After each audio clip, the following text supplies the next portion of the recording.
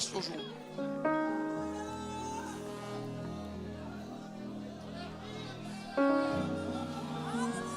Aleluia. Está aqui meu amigo, meu irmão, pessoa do meu coração que eu tenho um carinho, um respeito.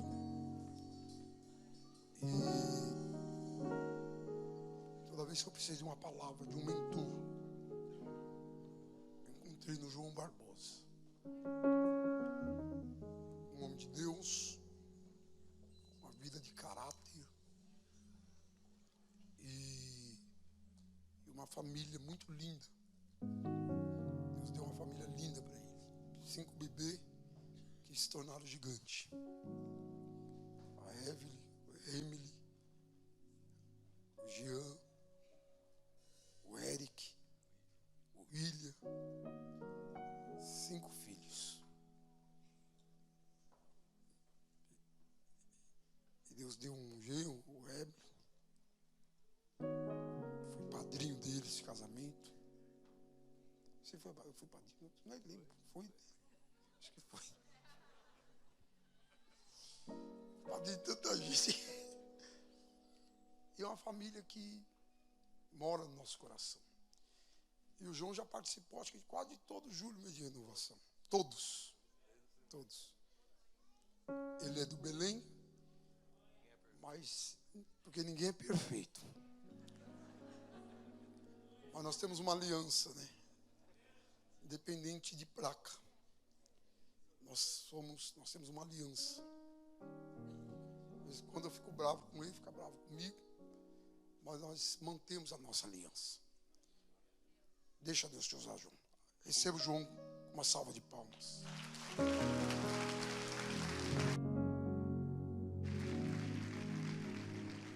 Glória a Deus, glória a Deus, glória a Deus. Sempre para mim uma alegria muito grande. Eu quero saudar a todos com a paz do Senhor. Que Deus abençoe a cada um de vocês. Ainda em pé, eu quero convidá-los a pegar as suas Bíblias, agradecer a Deus pela vida do pastor Samuel J. Marques, a irmã Miriam, a Vitória, a Raíssa. Sempre é um prazer estarmos juntos, independente de estarmos no culto ou em qualquer lugar, sempre é bom estarmos juntos.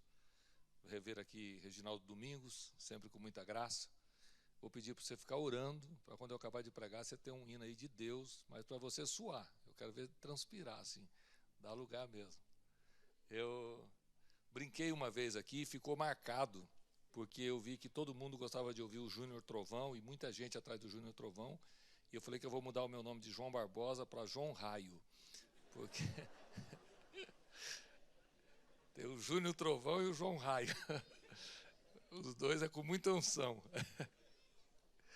E hoje eu estava aqui lembrando de quantas vezes nós tivemos o Júlio, mês de renovação, meus cabelos ainda preto quando eu preguei a primeira vez no Júlio. Lembro que aconselhando o Samuel, ele não lembra ainda, mas nós reunimos para tentar acertar os pregadores, era difícil dar oferta. Foi um projeto muito difícil que nasceu pela fé. E lembro do sacrifício de cada um que passava e conseguimos. E foi crescendo e se tornou hoje uma referência. Hoje, pregar no Júlio é um sonho de muita gente. Tem muita gente que liga para o pastor Samuel, que fala comigo, João, fala com o Samuel para ele me levar lá. Eu precisava, eu estou aqui com um deles, pastor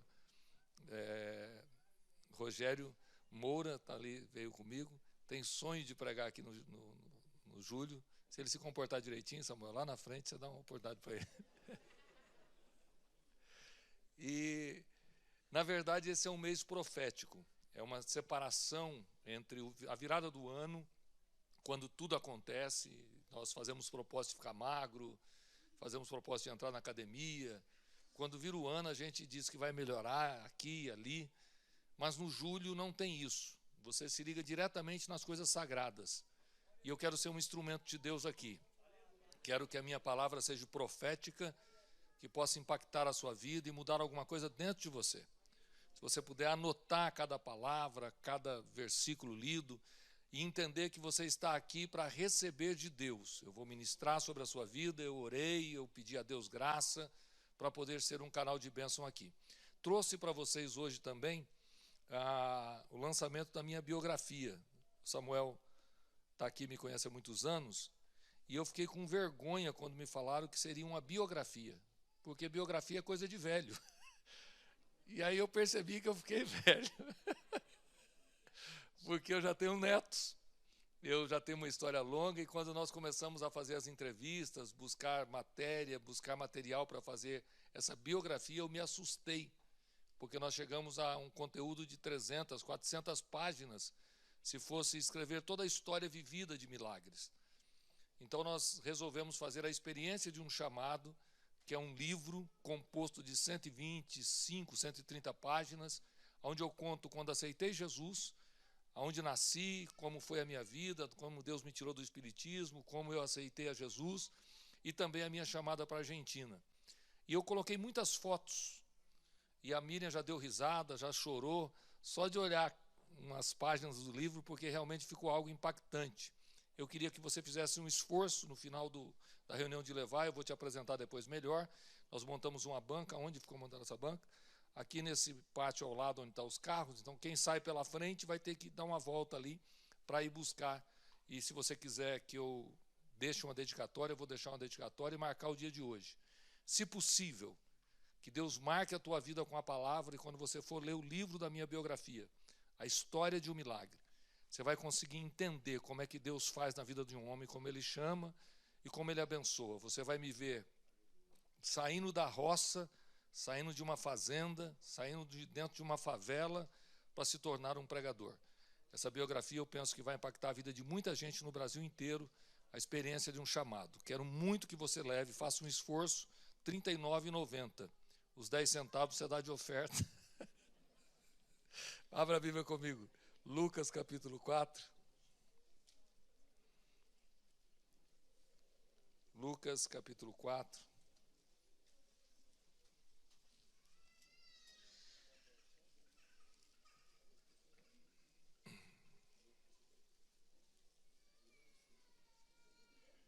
Gostoso de ouvir esse barulho de folhear de Bíblia. Lucas capítulo 4. Lucas 4, versículo 1, vai falar sobre a tentação de Jesus e o seu jejum de 40 dias. Vai iniciar o ministério. Diga comigo, iniciar o ministério. Antes de nós lermos a Bíblia, eu quero que você olhe para mim. Jesus aqui está com aproximadamente 30 anos. Aos 12 anos, ele já dava aula para doutor. Aos 12 anos, ele já impressionava os escribas. Jesus é 100% homem, 100% Deus. Ele tem a glória do Pai sobre ele. Mas até os 30 anos, você não vê nenhum fato, nenhum relato, nenhum milagre, nada no ministério do Cristo, que está simplesmente cuidando da sua família.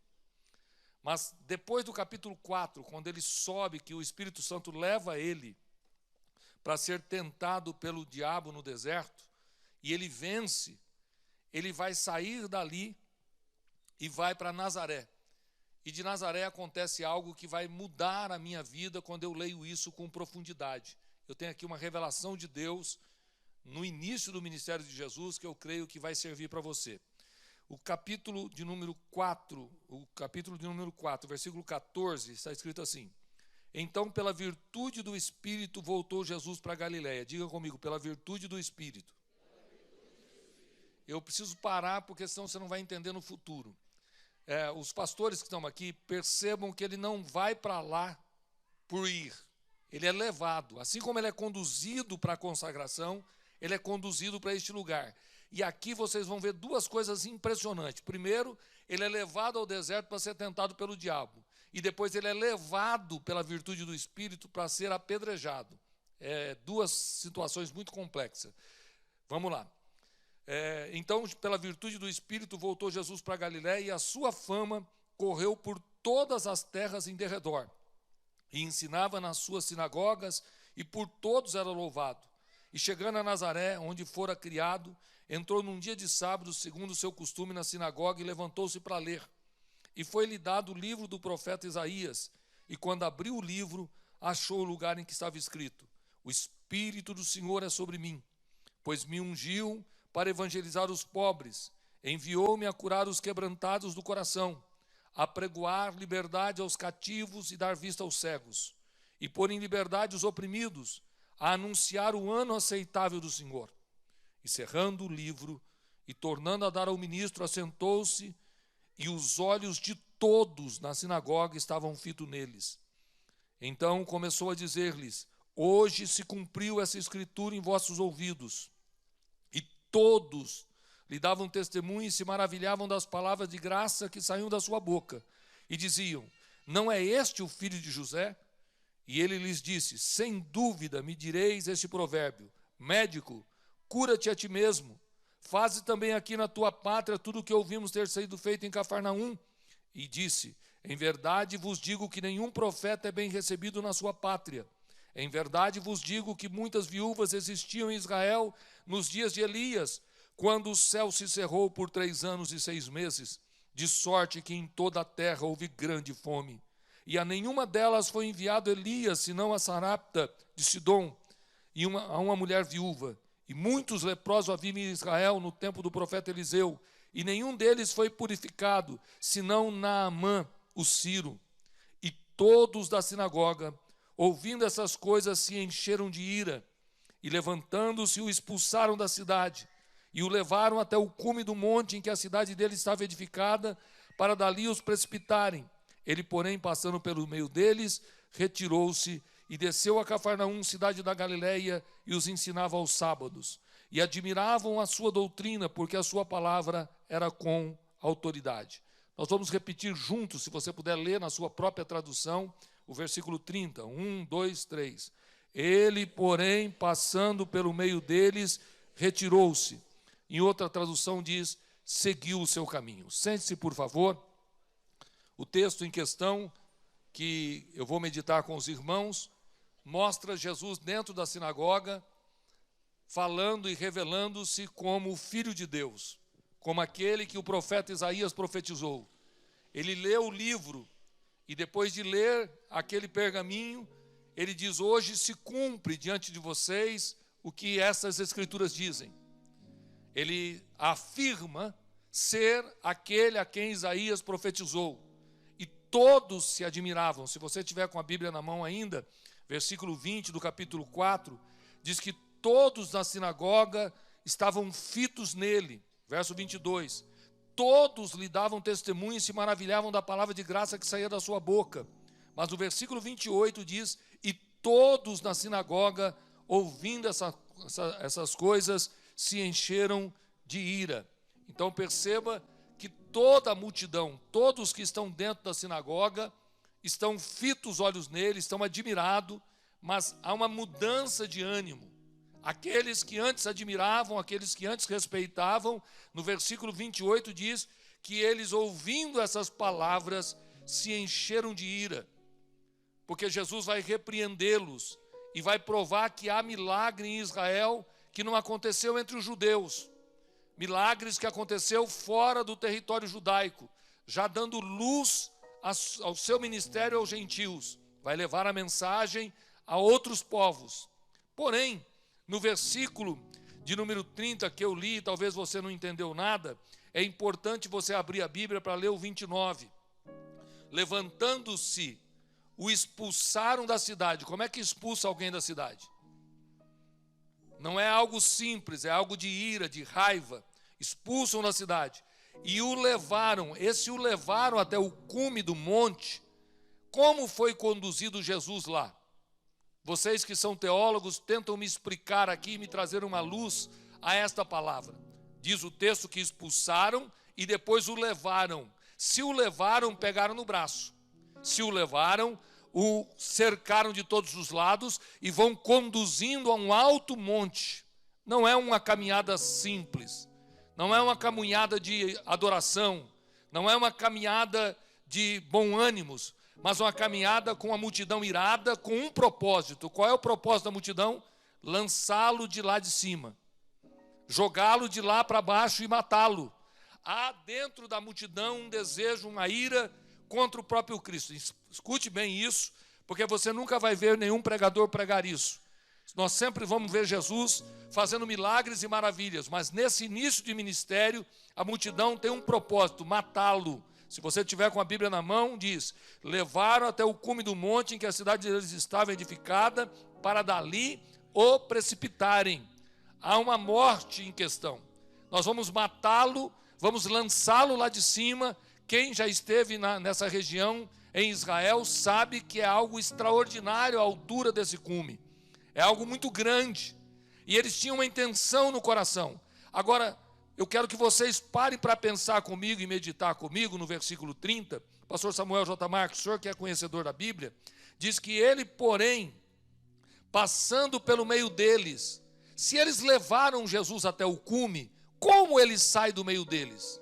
Não há uma agressividade, não há uma atitude de palavras, não há alguém que ajuda, não há intervenção de ninguém, mas a Bíblia diz simplesmente que ele passa no meio deles e seguiu o seu caminho.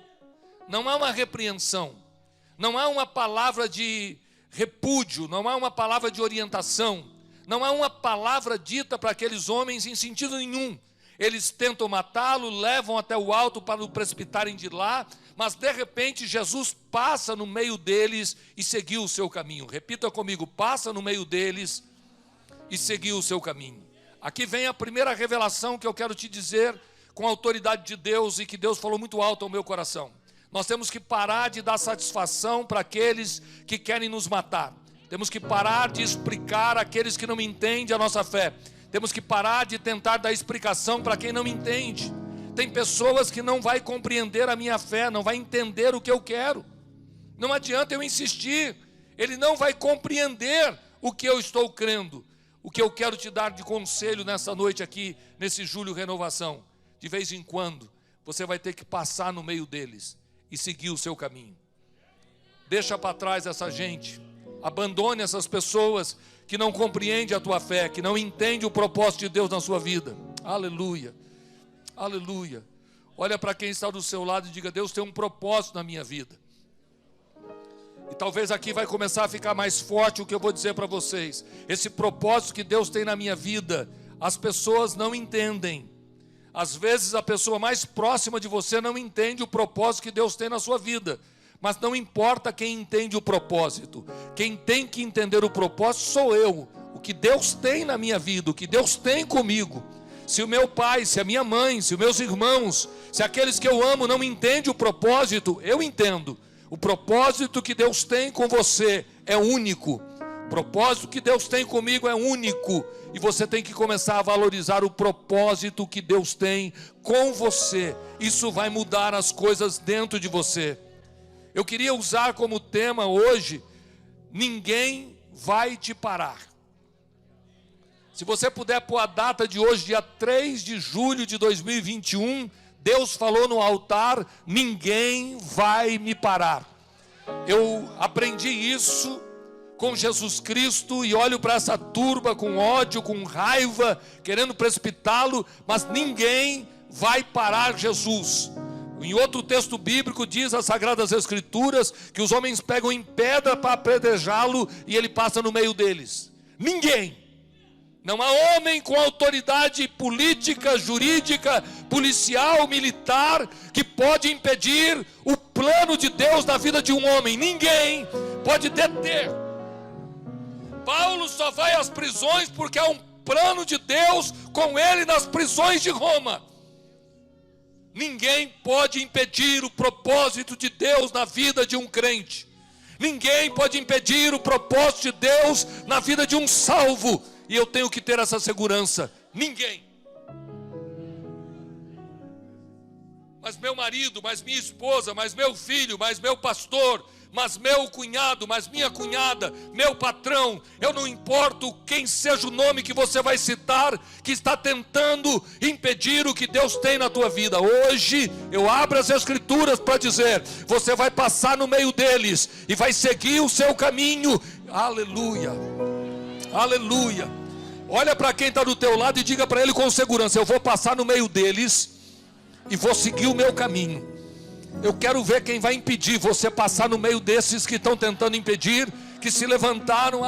Meus irmãos, levantar contra a crente é perder tempo. Levantar contra aquele que Deus tem plano, propósito, é realmente levantar contra o próprio Deus. Aleluia. Talvez você não entendeu ainda. O que Jesus me mostra e que me dá divisão nesse texto e que me ensina no texto é: quando Ele está no plano de Deus, o tempo de Deus é perfeito. O plano de Deus é perfeito. O que Deus tem para fazer na minha vida, se Ele precisar acrescentar mais 10 anos na minha vida, Ele pode acrescentar mais 10 anos na minha vida. Se Deus quiser acrescentar na sua vida mais 20 anos, Ele pode acrescentar. Hoje eu acabei de ouvir um testemunho, agora 18 horas mais ou menos, meu cunhado chegou do interior de São Paulo, que ele foi fazer uma visita para um homem, e ele estava assustado porque ele me disse: João, você conhece esse irmão, o irmão Benedito, se não me falha a memória? Ele está lá no campo de Jales há muitos anos, e ele foi acometido com a Covid-19, foi internado, ficou 22 dias internado, e ele saiu e livre da Covid, livre da doença. E eu fui na casa dele, ele estava tomando um caldo, dando glória a Deus, e olhou para mim e disse: Cláudio, eu ainda tenho muita alma para ganhar para Jesus, eu ainda tenho muito trabalho para fazer, e não é essa Covid que vai me segurar. Detalhe, ele tem 102 anos de idade, 102 anos de idade, e está roncando grosso dizendo: a Covid não vai me segurar não, a Covid não tem poder, porque eu ainda tenho um propósito. Está com medo do quê?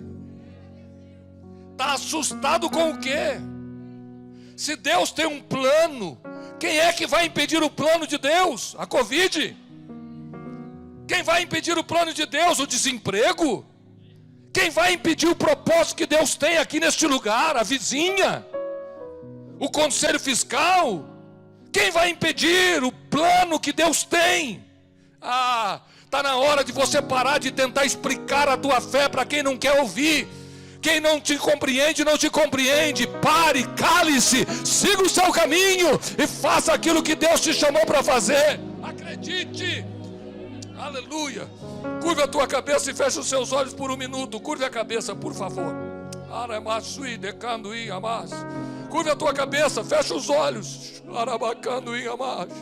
Abra essa boca grande e diga, por favor, em oração: não tem ninguém que vai se segurar, ninguém que vai impedir, ninguém que vai colocar a mão naquilo que Deus quer fazer na minha vida. Abra a boca e diga: não tem ninguém.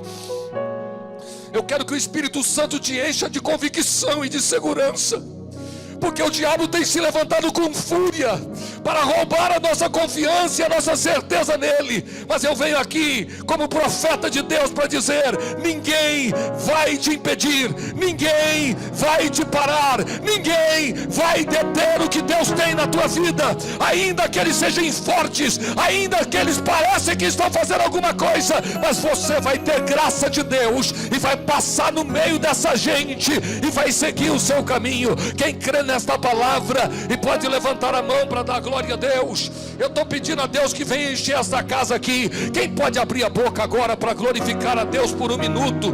Eu quero ver a presença de Deus encher esse santuário aqui.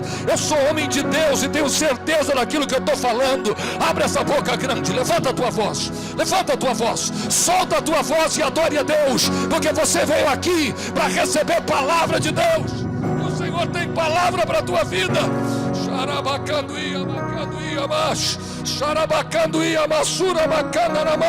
Você precisa entender o que Deus vai fazer na tua vida.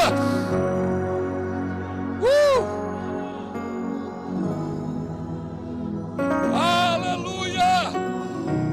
Tá gostoso, agora ficou melhor. Eu vou pedir para aqueles pentecostais que estão aqui, aqueles crentes do monte, aqueles crentes que gostam de orar, aqueles crentes que dão lugar realmente, que me ajude glorificando a Deus, para que esta casa seja tomada pelo Shekinah de Deus, que do altar até lá fora a glória de Deus seja percebida por quem passar neste lugar, porque nós estamos aqui para ser ungidos por Deus e receber palavra do céu. Levante a tua cabeça e caminhe em vitória. Levante a tua cabeça e caminhe glorificando a Deus. Eu sei o que Deus vai fazer.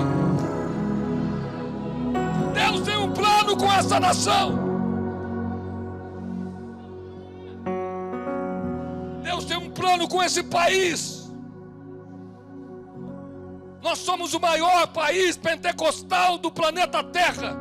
Não há nenhuma nação no mundo que tem tanto pentecostal como no Brasil. Aqui tem pentecostal lá em cima, nos grandes e altos cargos da República Brasileira. Tem pentecostal falando em língua no Senado, no Congresso Nacional, lá junto com o presidente da República. Tem ministro batizado com o Espírito Santo. Eu sei que tem gente varrendo rua batizado com o Espírito Santo. Agora vocês pensam que é pouco? O que Deus está fazendo, irmãos, é uma revolução. E o diabo está tentando impedir. O diabo está se levantando contra o governo federal. O governo estadual está tentando parar. Alguém quer aproveitar a pandemia para impedir o crescimento da igreja. Estão tentando fazer leis no Congresso. Estão procurando fazer algumas normas que impeçam esse povo de continuar crescendo. Mas ninguém vai impedir o que Deus tem para fazer nessa nação. Eu falo aqui como profeta de Deus. A igreja brasileira é diferente.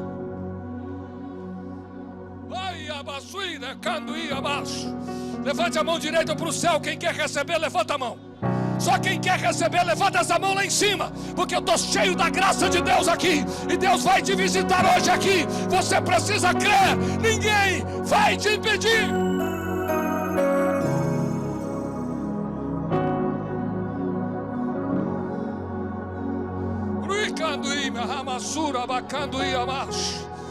Xarabacanduia, bacanduíra, mianda, sarabacanduia, macho. Xarabacanduia, bacandara, maçura, macho. Aiamassuira, canduia, macho. Um grande mover de Deus está acontecendo nessa nação.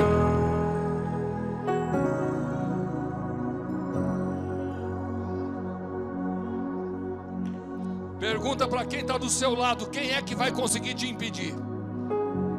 Quem é que vai conseguir te impedir? Será que o diabo tem poder para te impedir?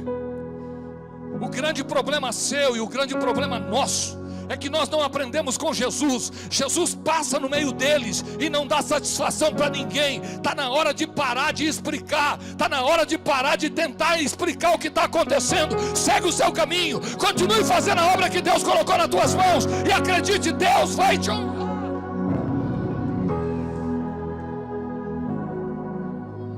Até quando você vai querer explicar?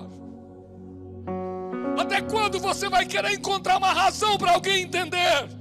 Nós não seremos entendidos. Nós não seremos compreendidos. Pessoas que estão perto de nós, dormindo na mesma cama, não vai entender muitas vezes o que Deus tem para fazer. Mas você não tem que dar explicações para homem. Continue olhando para os céus e continue caminhando dizendo: Ele tem um plano, Ele tem um plano, Ele tem um plano, Ele tem um plano, Ele tem um plano, Ele tem um propósito. Quem pode levantar a mão por um minuto? Quem pode levantar a mão? Eu queria ouvir um barulho de glória a Deus como há muito tempo eu não ouço. Eu queria ouvir aquele movimento da glória do Espírito de Deus. Assim como essa serva de Deus se levanta, assim como aquele servo de Deus se levanta. É isso, é quando a glória de Deus começa a encher a casa.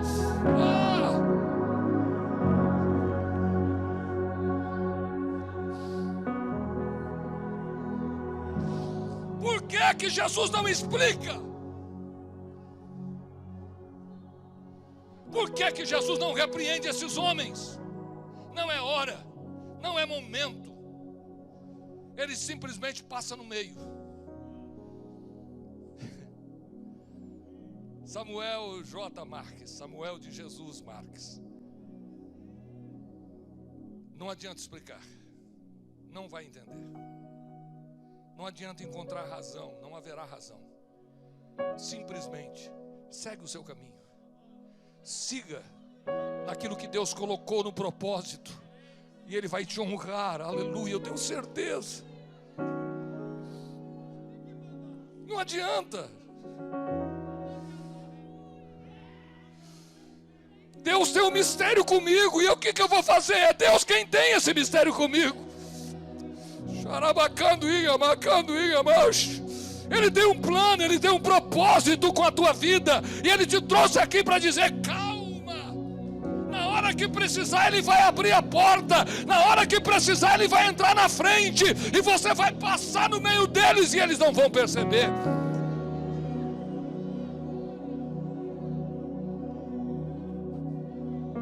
Eu me sinto, irmão, sinceramente, honrado por Deus de poder falar isso que Deus colocou no meu coração. Eu garanto para vocês que eu queria falar aqui sobre 7 etapas da vida de Jesus, sobre 5 palavras da cruz. Queria poder trazer um esboço um pouquinho mais com conteúdo de hermenêutica mais profunda, mas não é isso que Deus quer. E quando eu estava orando, eu tive a garantia de Deus que eu precisaria explicar para alguns dos senhores que estão aqui. Vocês têm que entender que vocês são filhos de Deus, e Deus trata o filho diferente do escravo. Você não é mais escravo, você não está mais vendido sobre o pecado, você saiu de lá e veio para cá para se tornar filho. Eu sou filho de Deus. Põe a mão no ombro de alguém, porque agora está ficando gostoso. Põe a mão no ombro dele. Não toca na pele dele não, mas põe a mão no ombro. Balança o ombro dele e diz: você é filho, crente, dá glória. Abra a boca e diga: você é filho, dá glória. Você tem que entender que você não é qualquer um. Você não é mais um, você é filho de Deus. Você faz parte da reserva moral desse país.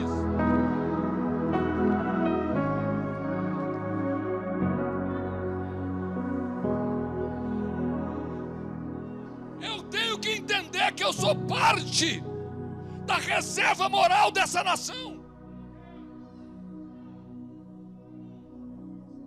O que faz Jesus ter segurança é que ele sabe que ele está no tempo certo, no propósito certo. Se talvez ele tivesse 17, 18 anos, ele poderia se intimidar com a multidão que o arrasta para cima para lhe precipitar lá de cima. Mas ele está no tempo certo. O tempo de Deus é perfeito. Se está demorando, aguenta um pouquinho mais. Se não abre a porta, continue chorando e dizendo: Deus, eu vou esperar. Mas você tem que ter a certeza que você é filho de Deus. Você tem que olhar para a cara do diabo e dizer: Satanás, sai de perto de mim, porque eu sou filho de Deus. Resisti ao diabo e ele fugirá de vós.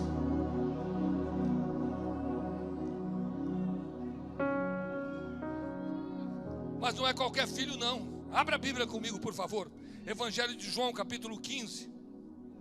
Eu acho linda essa passagem bíblica, quando Jesus está falando com os homens, na continuação das últimas instruções aos discípulos. Ele fala da sua união íntima que ele vai ter com os crentes. E no versículo 15, ele diz: já vos não chamareis servos, porque o servo não sabe o que faz o seu senhor, mas tenho-vos chamado amigos, porque tudo quanto ouvi de meu Pai vos tenho feito conhecer. Não vos escolheste vós a mim, mas eu escolhi a vós, e vos nomeei para que vais e deis fruto, e o vosso fruto permaneça, a fim de que tudo quanto em meu nome pedires ao Pai, Ele vos conceda. Fui eu quem escolhi vocês, eu escolhi um a um. Ai, decando e amash,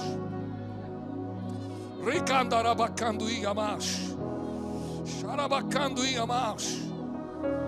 Eu já não vou chamar vocês mais de servos, mas eu vou chamar vocês de amigos. Alô, olhe para mim aqui, para o meu nariz. Você sabe que você é amigo de Jesus?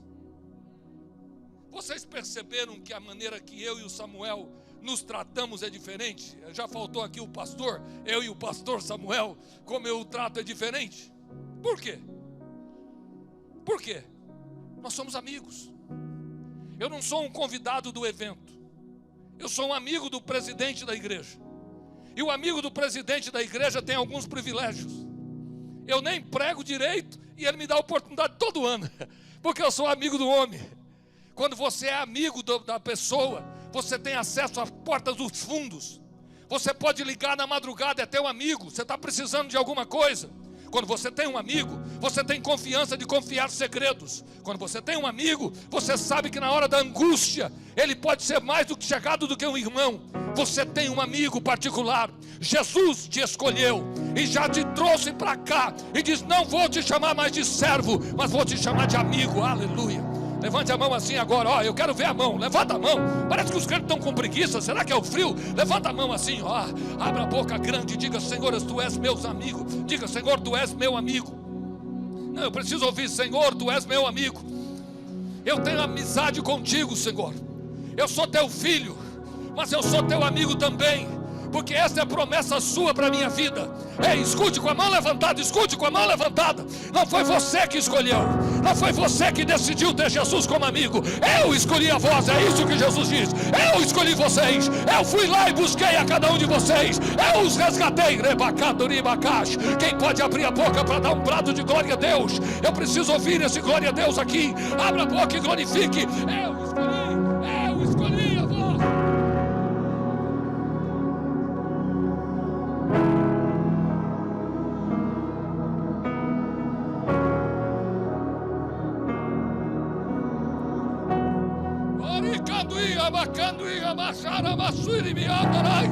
Eu sou filho de Deus e sou amigo de Jesus e sou cheio do Espírito Santo. Dedão para cima assim, ó. Sou amigo, sou filho de Deus, amigo de Jesus e cheio do Espírito Santo. Bate no teu irmão e diga: quero ver quem me segura, quero ver quem vai segurar. Eu quero ver qual é o capeta, qual é o demônio do inferno que vai impedir o plano de Deus da tua vida. Eu quero ver quem é que vai poder.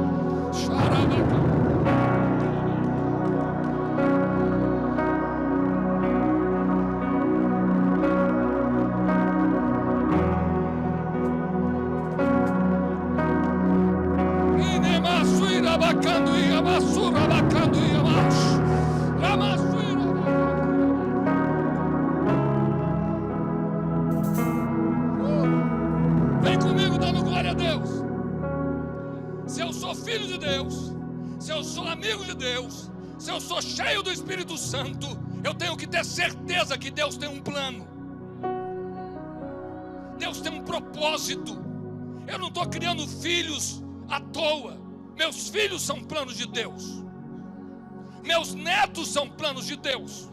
Meus bisnetos são planos de Deus. Deus tem propósito comigo, mas Deus tem propósito com a minha descendência. Prepare para ver Deus agir. Prepare para ver Deus fazer coisas grandes no meio da sua descendência. Ele vai buscar lá na boca do inferno, lá no buraco do sapo. Ele vai arrancar de lá e vai dizer: é meu, é meu. Eu escolhi. Está ficando muito forte esse negócio aqui. Pega a tua Bíblia comigo. Abra a Bíblia, por favor. Pega a Bíblia na mão. Juízes, capítulo de número 6. Juízes, capítulo de número 6. Gideão está recebendo a visita do anjo. O anjo está dizendo: eu sou contigo, varão valoroso.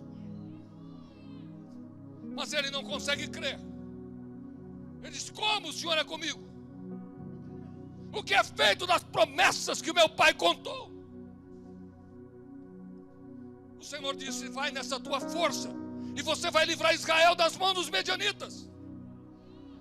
E ele disse: eu sou o menor na casa do meu pai. O milheiro da casa do meu pai é o menor. Ele não crê nele, ele não crê na sua família e ele não crê no próprio Deus. Ah, você não entendeu. Ele não crê nele, ele não crê na família e ele não crê no próprio Deus. Mas há um Deus que conhece o homem por dentro e por fora, e ele tem um plano com esse menino. E esse menino vai entender: o propósito é meu, Gideão, não é teu. O propósito é meu, Maria, não é teu. O propósito é meu, João, não é teu. O propósito é meu, Beto, não é seu. O propósito é meu, e eu vou realizar o meu propósito na tua vida. Esse menino, Gideão, não crê, não confia, mas o Senhor insiste. Curva a tua cabeça com a Bíblia aberta e fecha os olhos. Curve a cabeça e feche os olhos. Eu quero que você, de cabeça curvada e olhos fechados, diga comigo: Senhor Deus e Pai, quantas vezes eu não consigo crer. Quantas vezes, Senhor, parece que eu não vou conseguir. Quantas vezes, Senhor, a minha fé é tão pequena. Tem misericórdia de mim. No nome de Jesus, acrescenta a minha fé.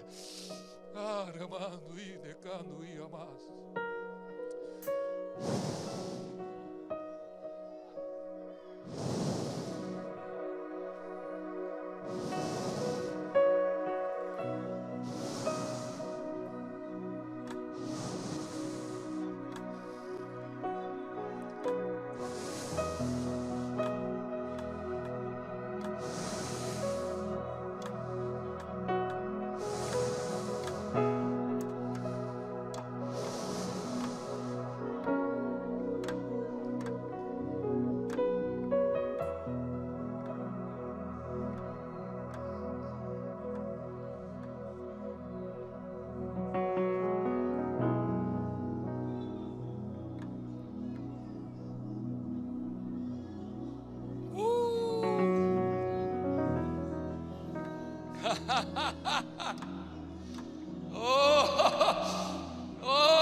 Santo! Santo!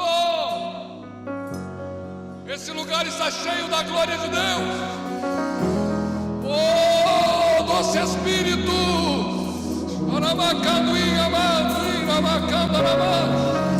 Há um renovo de Deus acontecendo em vidas aqui. Há poder de Deus.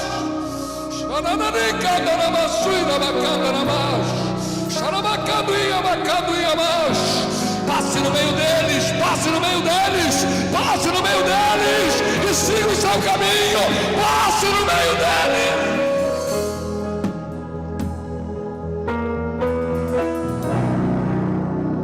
Ah, meu Deus, eu estou arrepiado da cabeça aos pés.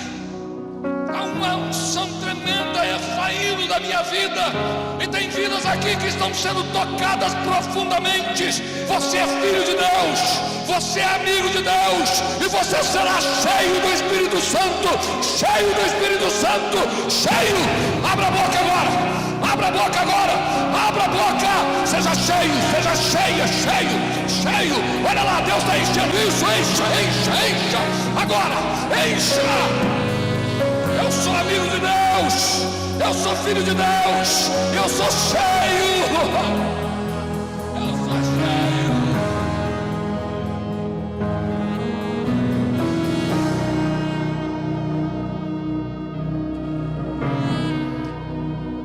Segura aí, dando glória a Deus com a Bíblia na mão. Abra a Bíblia capítulo 6, eu preciso de entregar o que Deus colocou aqui.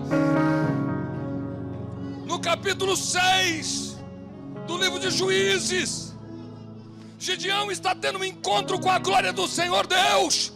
Ele não entende, mas o Senhor Deus diz para ele no versículo 16: porquanto eu hei de ser contigo, tu ferirás os medianitas como se fosse um só homem.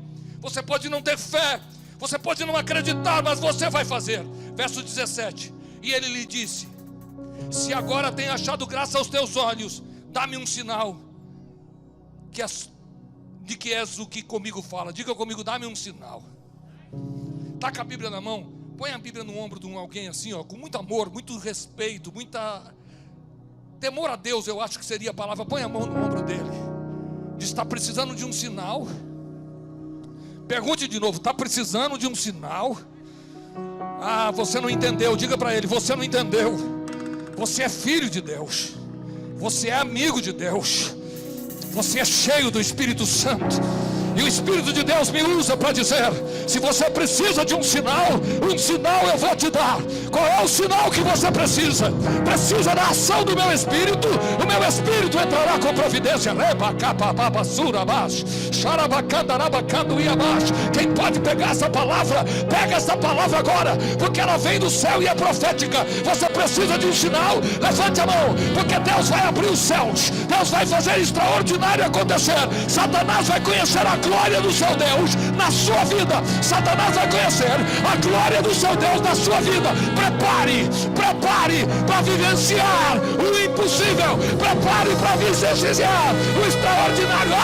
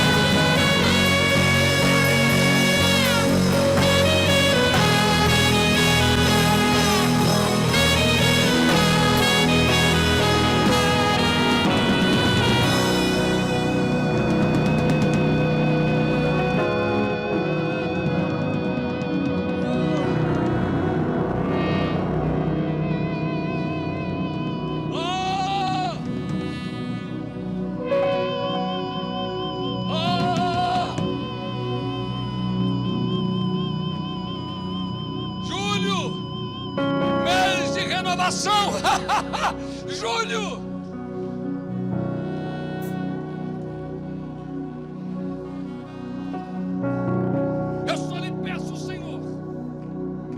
me dê um sinal.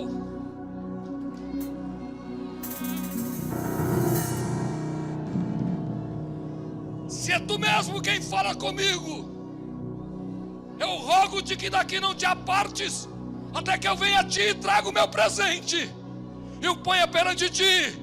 E ele disse: eu esperarei até que voltes. Vai buscar o presente. Pergunta para o seu irmão: tem algum presente para mostrar que Deus é na sua vida? Pergunta: tem algum presente para provar que Deus é na tua vida? Olha para ele e pergunta: tem alguma coisa a oferecer a Deus? O Senhor Deus diz: vai buscar o seu presente, eu vou esperar aqui. Você vai conhecer a glória do seu Deus. Se você quer um sinal, tem sinal para você, vai lá. E ele vem.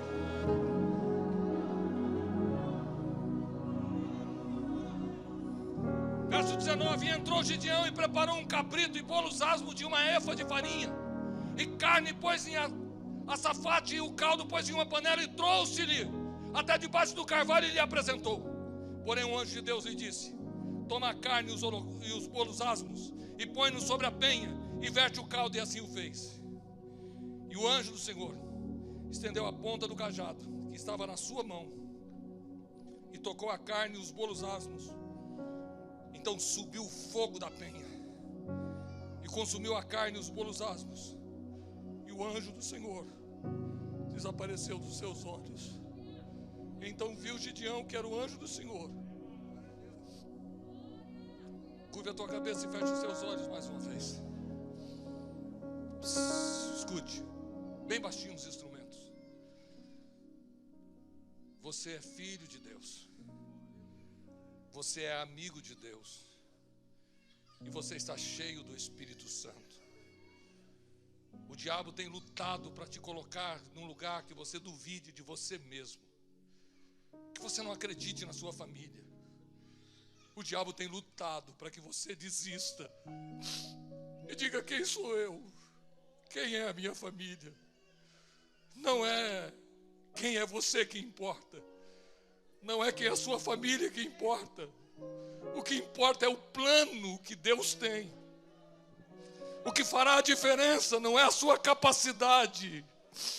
O que fará a diferença não é quem você é. Se tu entendesse que o plano é dele. Eu escolhi a vós, eu vos separei, eu vos tirei de lá.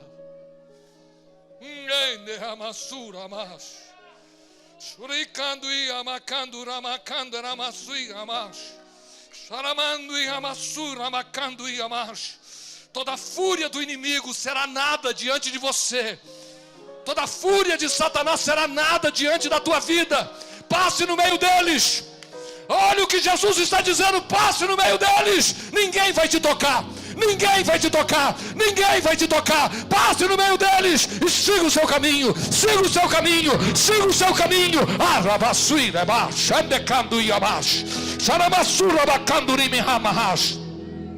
Vou mexer eu na moeda do país. Vou mexer naquilo que se chama economia nesta nação, mas provarei que sou o Deus da tua vida, e farei aquilo que tenho determinado que faria. Então somente continue crendo e fazendo o que eu determinei que fizeste, e verás tu que sou Deus contigo, diz o Senhor Deus. Quem crê nesta palavra profética, levante a mão para o céu, porque Deus está trabalhando aqui com coisa muito grande. O diabo vai conhecer o que Deus faz com aqueles que são seus filhos, com aqueles que são seus amigos. Fique em pé dando glória a Deus.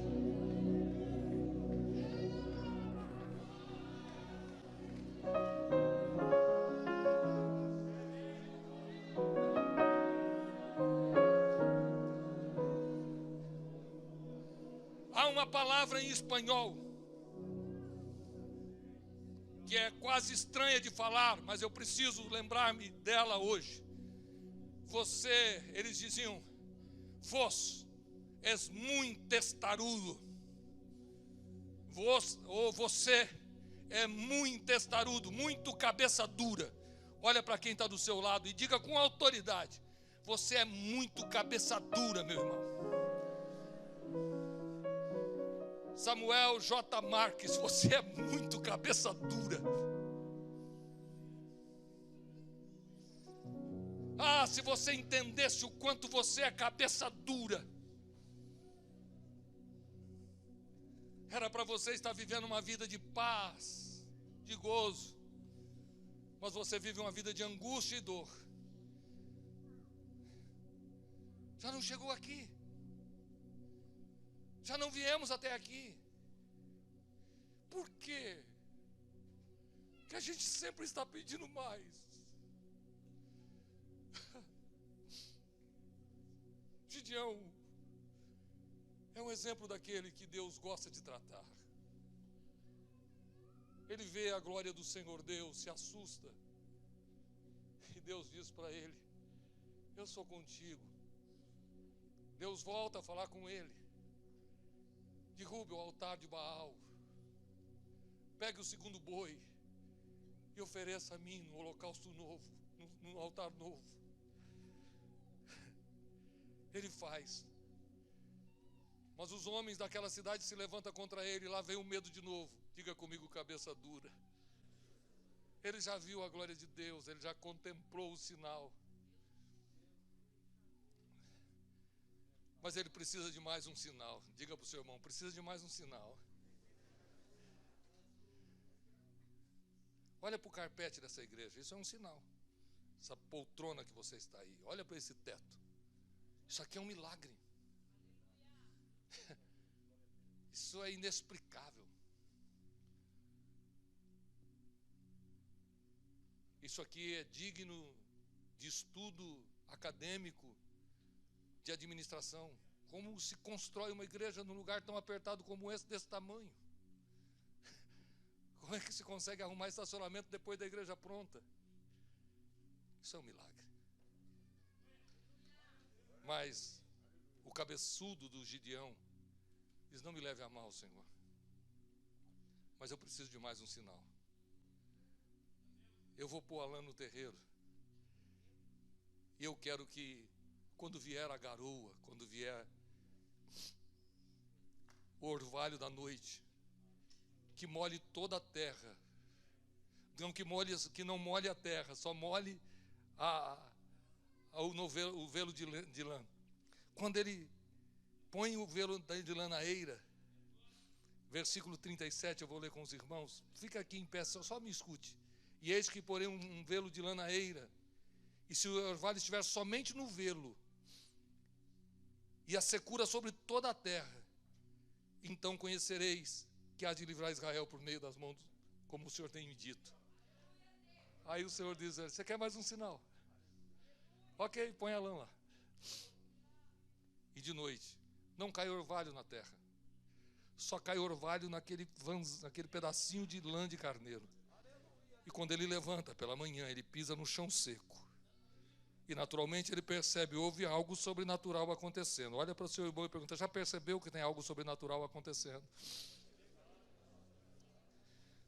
Me responda: já percebeu? Há algo acontecendo. E ele vai até onde está o velo de lã e o toma pela mão e enche uma taça de água. Aí o Samuel J. Marques, sabe o que ele fala? O Gideão, sabe o que ele fala? Ele diz: eu só te peço mais uma vez. Eu só te peço mais um sinal. Eu vou pôr a lã no terreiro de novo, mas que dessa vez só cai orvalho sobre a terra e não sobre o velo de lã. É muito bocó. O maior milagre já tinha sido feito, de impedir a terra de ter orvalho.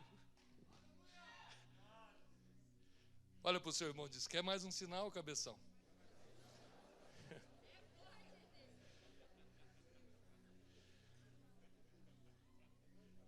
Você é filho, você é amigo, você é cheio do Espírito Santo. Você pode pedir um sinal, até você ter convicção, até você ter certeza absoluta. Quem falou foi Deus, não foi homem.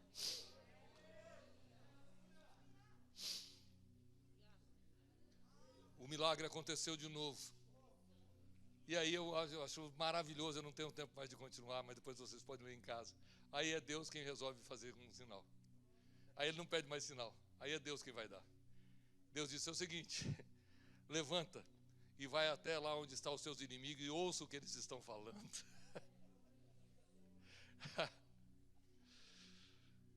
Ah, se você entendesse que a fúria dos homens e a fúria do inimigo de nossas almas não é suficiente para impedir o propósito.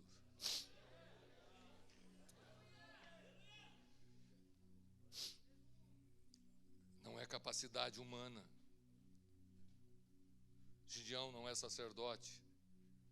Gideão não é general. Gideão não tem capacidade nenhuma. Mas há um Deus que tem um plano com ele. Curva a sua cabeça. Eu vou abrir a minha boca como profeta de Deus, e que eu estou fazendo isso bem baixinho para você não ser emocionado. Haverá sinais de Deus acontecendo, não só em Itapevi, mas na zona leste de São Paulo, na zona norte de São Paulo, na zona sul de São Paulo, e alguns outros lugares longe, me diz o Senhor, eu darei sinais. Prepare para vivenciar o sobrenatural. O inexplicável vai acontecer. Porque Deus tem um plano e um projeto com a tua vida. E o diabo vai ter que engolir o que Deus vai fazer com você. Se te falta fé, Deus tem fé para te dar. Ramanduí, abacanduí, abas. Xarabacanduí, abas. Xarabacanda, abas.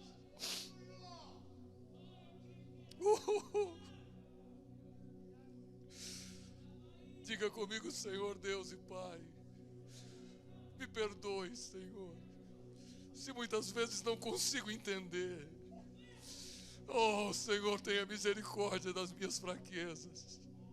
Não olhe para as minhas falhas, mas tenha misericórdia de mim, Senhor. Levante a mão direita para os céus. Abra essa boca grande e diga aleluia. Isso significa louvado seja Deus. Oh, aleluia. Ninguém vai te deter. Ninguém vai te impedir. Ninguém vai conseguir parar. O Senhor Deus me disse: diga ao meu povo, ninguém vai te parar. Ninguém.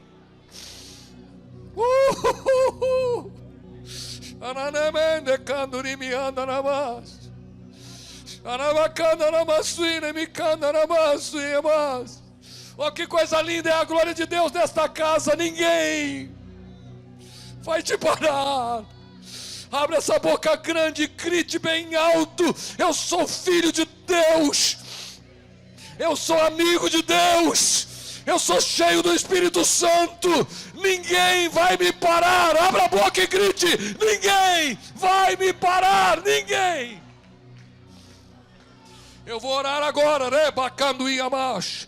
Quem quer falar em línguas estranhas, levante as mãos para o céu. Com um tá doendo a mão, levanta as duas mãos. Eu vou orar. Jesus, eu quero pedir agora, aonde tem uma vida aqui, Senhor, seja ele novo convertido, ou seja um obreiro das antigas, seja ele alguém que trabalha, ou alguém que simplesmente congrega na galeria, aqui no altar, aqui na nave da igreja, aonde tem uma vida, eu quero que tu encha do teu Espírito Santo agora. Eu estou pedindo na autoridade do nome de Jesus Cristo e com a autoridade ministerial que tu has me outorgado, eu ministro sobre eles a unção que vem dos céus. Encha do teu Espírito Santo e de fogo esta vida agora.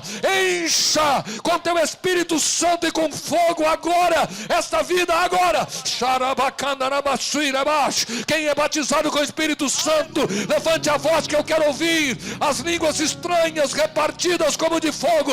Isso, abra essa boca, porque todos que estão aqui serão cheios do Espírito Santo. Receba agora, receba agora. Deixa Deus encher, encha. Isso, abra a boca. Xarabacandarama.